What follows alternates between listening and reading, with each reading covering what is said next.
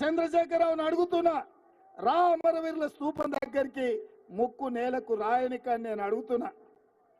నేను ఇంకో మాట కూడా చెప్పదలుచుకున్నా, సిగ్గులేనోడు చంద్రశేఖరరావు ముక్కు నేలకు రాస్తాడు. ఎందుకంటే ముక్కింత పొడుగుంది, రాస్తే పోయేదే ఉంది అనుకుంటాడు.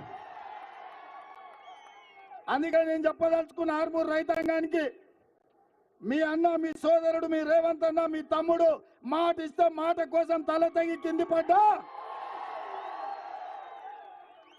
వెనక్కి తిరిగి చూడాడు.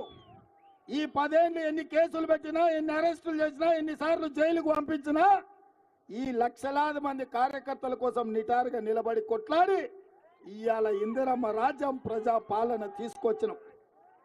అందుకే ఈ అంబేద్కర్ చౌరస్తాలో ఇవాళ రైతు రుణమాఫీ గురించి మాట్లాడుతున్నారు.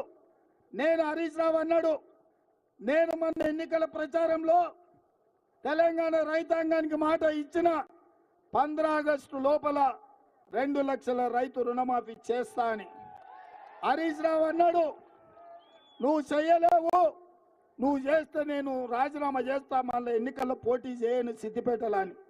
నేను అన్న హరీష్ రావుతోని, రాజీనామా పత్రం జేబులో పెట్టుకో, 15 ఆగస్టు నాడు ఈ దేశానికి స్వాతంత్రమే కాదు, రైతులకు రుణమాఫీ నుంచి స్వతంత్రమే కాదు, సిద్దిపేట పట్టిన శనీశ్వరరావును కూడా వదిలిస్తా అని.